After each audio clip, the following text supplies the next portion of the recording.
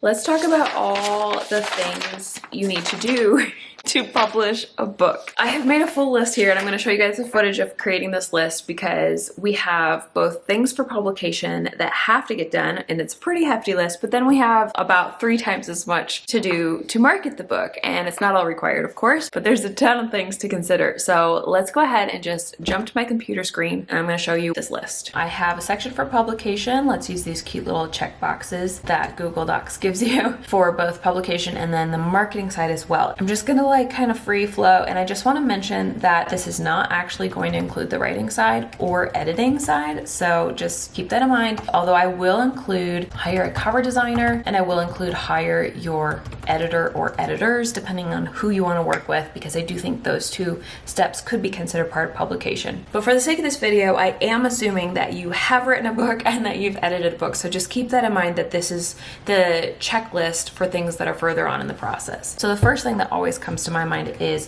formatting. Under formatting though, we also have your front and back matter. So that is everything that's not the story at the front of the book and the back of the book. This will include any links that you might need to include, such as the next book in the series, for example. I'm making that a checkbox so that I don't forget, because I think that is a really, really important step. And then of course you have to do the actual story formatting. So this is going to include things like your chapter headers, first lines, page numbers, etc. And actually, coming back to the outside of the book, you're not only going to want to do a front cover, but you're also going to need a full cover wrap if you do a physical book. And once you have a formatted book, let's bump this back, you're going to set up your pre-order on all platforms for all formats.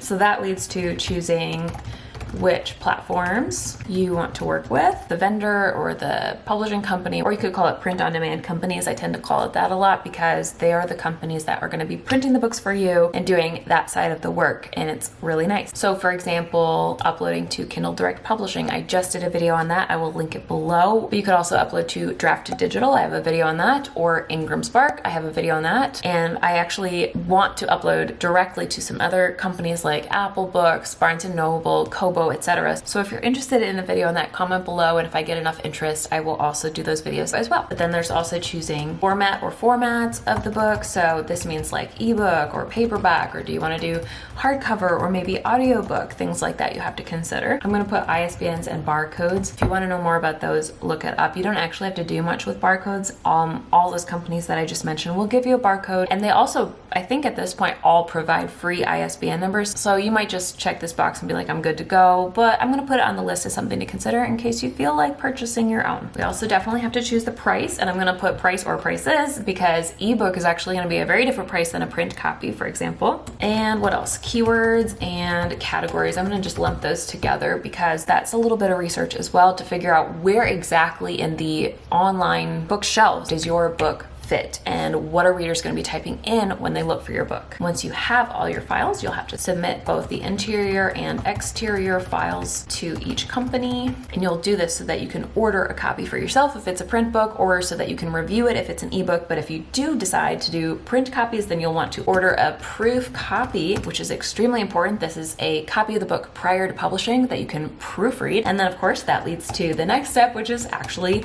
doing the proofreading. And whether it's a physical book or the ebook, I think this is an extremely important step. So I'm going to put both of them on there. And then typically you are going to find errors. It's very, very normal. So don't be surprised. Don't feel bad. You'll find things that you want to change. Maybe you're like, well, I just don't love this layout. Let me do a little bit of tweaking to the format. So then eventually you're going to upload the final files of everything for the official release. And again, that's both ebook and print. So they're going to have different files that you have to create. And let me actually jump back a little bit further, because before you do a lot of this, you're going to have to create a budget for all of this. You're gonna wanna choose a release date for your book. You're gonna have to finalize things like the title, the subtitle if you wanna have one. If you have a series, then you need a series title, and your author name probably won't be too hard, but maybe you wanna have a pen name. So you have to consider all of those things as well to be able to actually do all of these steps. Oh, and you also need to write and finalize the blurb as well, which is the description of the book that goes on the sales pages and on the back of the book. All of this, you need to be able to do some of these other steps, but then once you finally have all your final files, you've completed all the steps above, I would also put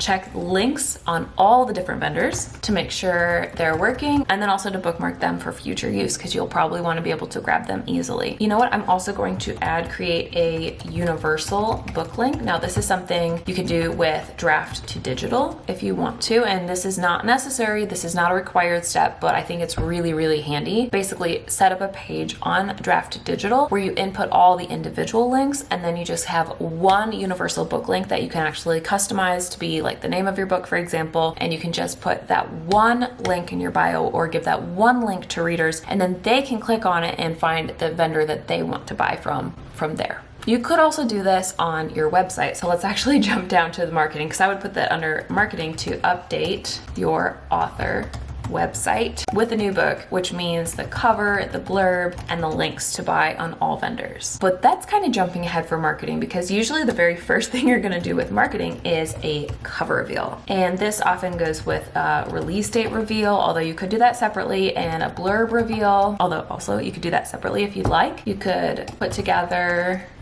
a cover reveal team yourself or hire a cover reveal team, or you could do both, which is what I do, and it's totally up to you. I'm gonna go ahead and put everything on this list is optional technically, so just keep that in mind because it's about to get pretty overwhelming. But unlike the publication side of things, which let me just bold this here so you can kind of see the different sections, most of this is definitely required. You have to have a release date, you have to have a book title, you have to have a description of the book, you have to have a cover, and you have to format the book. But I think literally everything in the marketing section is, for the most part, pretty optional, and some of them are way more common than others, such as this cover reveal. So if you want to know more about covers in general, I have a playlist on my channel including some of my own cover reveals. But you could technically also do giveaways for your cover reveal, which is something I did in my newsletter, and you could also technically do a book trailer if you want. This is very optional, but I have done some book trailers in the past for fun. Again, they're on my cover playlist if you want to check them out. The second most common marketing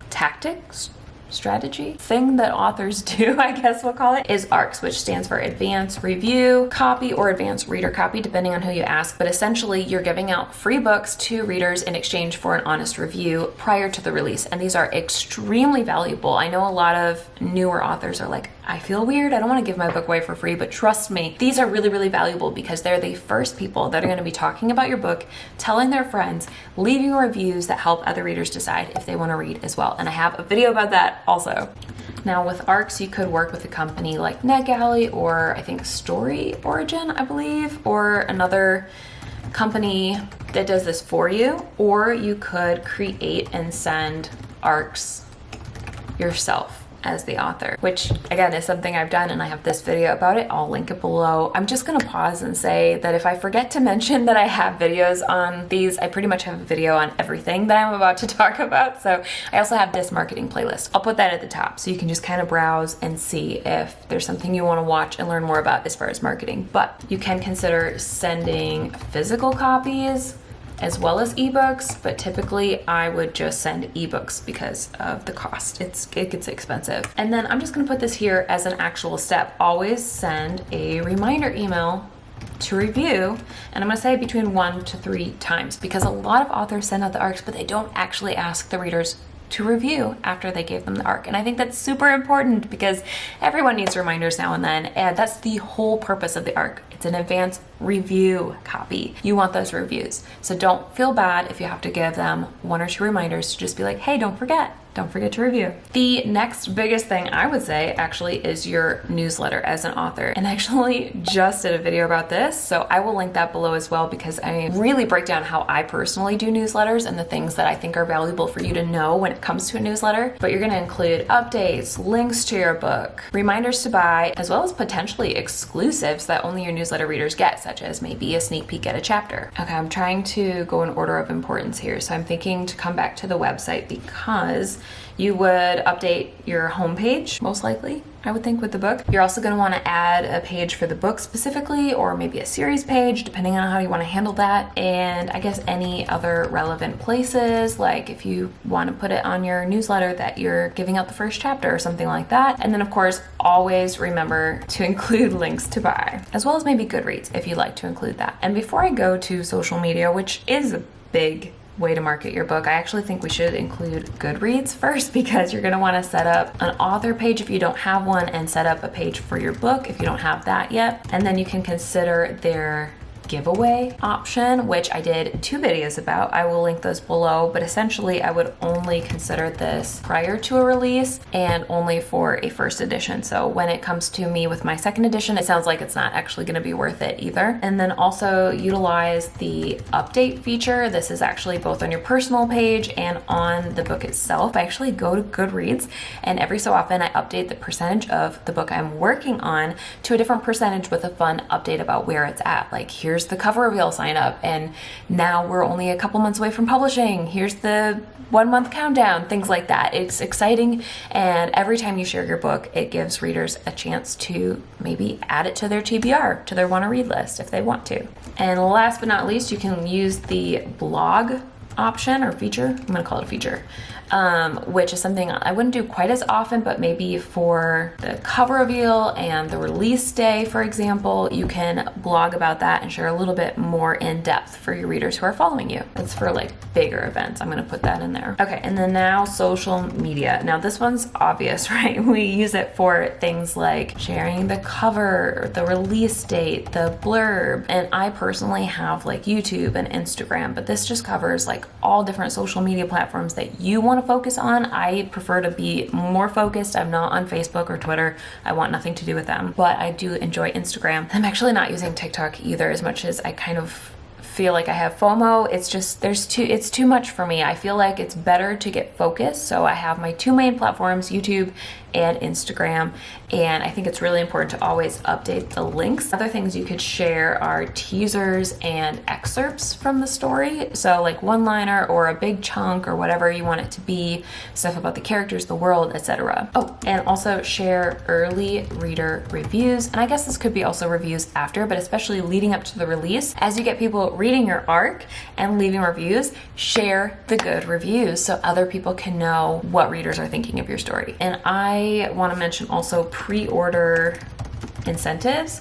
And for me, I also have done like release week incentives. You could just do this for release week. As long as you buy within that time frame, here are some freebies you get that will incentivize you to buy. And I have a video about that as well. And honestly, I forgot to say this, but I have videos about social media on my marketing playlist as well. So anyway, this is very often a digital download of some sort, like first chapter or a few chapters that they get to read early, or something else, maybe a download of character art, or you could technically send something physical. It just gets expensive really fast, but it could be something simple like character art or a map or signed book plates, maybe if they're buying physical copies. And I will be doing a really fun pre-order incentive for my book as we get closer to release. So if you've bought the book, keep your receipt and keep an eye out for that. I guess subscribe if you haven't already, because you'll definitely want to be in the loop for that. All right, let me scroll up. I just realized you guys probably can't see. Again, it is optional to do everything, so I'm not going in any like order of importance here anymore. I'm just gonna go ahead and go with what's coming to me next, which is giveaways. And I did talk about this a little bit already, like on social media and in your newsletter and on Goodreads. You can do giveaways for all of those things and for many different reasons. Technically, the pre-order incentive is also a giveaway, actually, to encourage pre-orders, reviews, although you have to be really careful with this. Don't break Amazon's guidelines. You're not allowed to like pay anybody for a review, which a giveaway would technically be like a value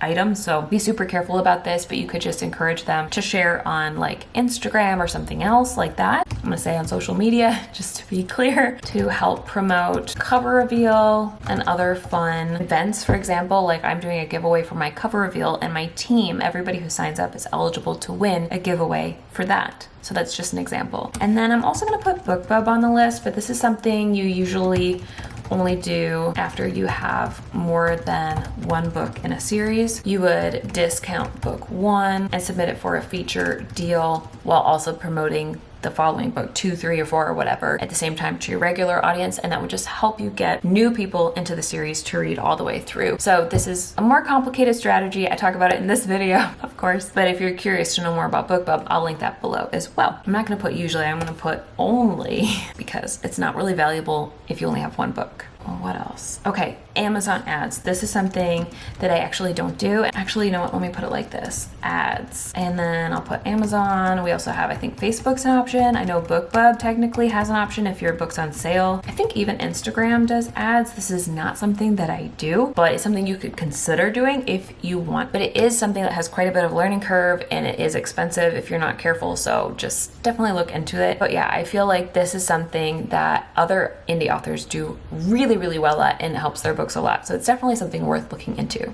Okay, we're getting outside of like the scope of what I normally do, but there is something called street teams you could look into. So people who help promote your book basically, and this would be setting up and running a street team, not teams, just one team. For me, I actually consider my newsletter to be a really valuable street team all by itself without me asking them. They just naturally do a lot of things when I share. And I also have my cover reveal team, and I do send out ARCs. So a street team just essentially bundles all these big things together and is a group of people who are actually helping promote your book throughout the months leading up to a release. So it's just a little bit more hardcore than what I typically do, but you could definitely look into that as well. Another thing that is really common is a release day celebration, whether it's like an online party, a live stream. You could go to a bookstore and actually have a party, or even at your own house. You could just do something personal, but like that's something I'm gonna put on the checklist to consider as you're planning your release, because it's really important to celebrate all your hard work. Also,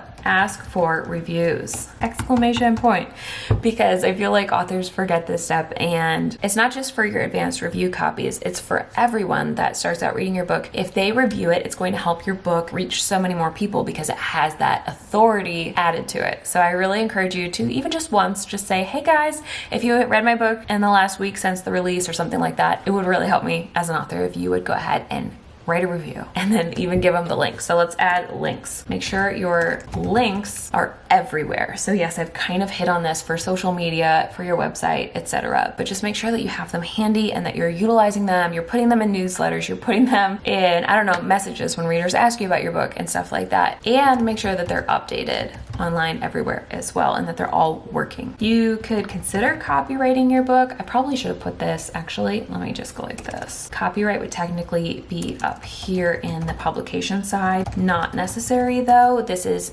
just filing the copyright. At least in the US, your work is already copyrighted. It's already yours from the moment that you write it. This is just a filing so that it's officially on record and people can see exactly when you filed it. So again, it's not required. It's something that I've done for some books and not others actually. And it is like an extra expense. So you don't have to do it if you don't want to. But if you do decide to copyright, I am putting this at the very, very bottom of the publication side for a reason, because you should never submit a book for copyright before it's actually done. You want to make sure you're submitting the final files and it's completely done. And then coming back to the marketing side, there's one other thing that's coming to me, which is like book signings. And I guess just to keep marketing after the release, I feel like making a plan for yourself to continue that marketing after the release date, because your book doesn't just die on release day. You can keep talking about it. And then last but not least, speaking of things that help your book, is to actually write the next book, because that's one of your biggest marketing tools, is just to start something else and have more books in your backlist that you can be like, here's something new, and also here's my other books. And in case you're curious, I am going to put this book release checklist over on my Patreon here as a free download in the resource library, which is located on my website. And when you sign up for Patreon, you get a password that lets you into the library, and I'm going to add it to the download section here. But I actually did have an old checklist right here that came from this video. So if you've watched this before, you might be like, I feel like this is familiar, but this is a little bit older. If I click download, you can see that it has a much shorter list. So I'm going to leave this in the library, but I'm going to go back to the library and also add this newer checklist that I just made now to the Patreon resource library, so that you can have the most up-to-date one that matches this video. Okay, that was a lot, and I put Penny to sleep here, but I hope that gives you a good picture, a good visual of all the things to consider when you're publishing your book. And if you want to have that checklist and support me as a Patreon, I'll definitely link that below as well. But I'm going to go ahead and call it for this video. Thank you so much for watching, and I'll talk to you again very soon. Bye.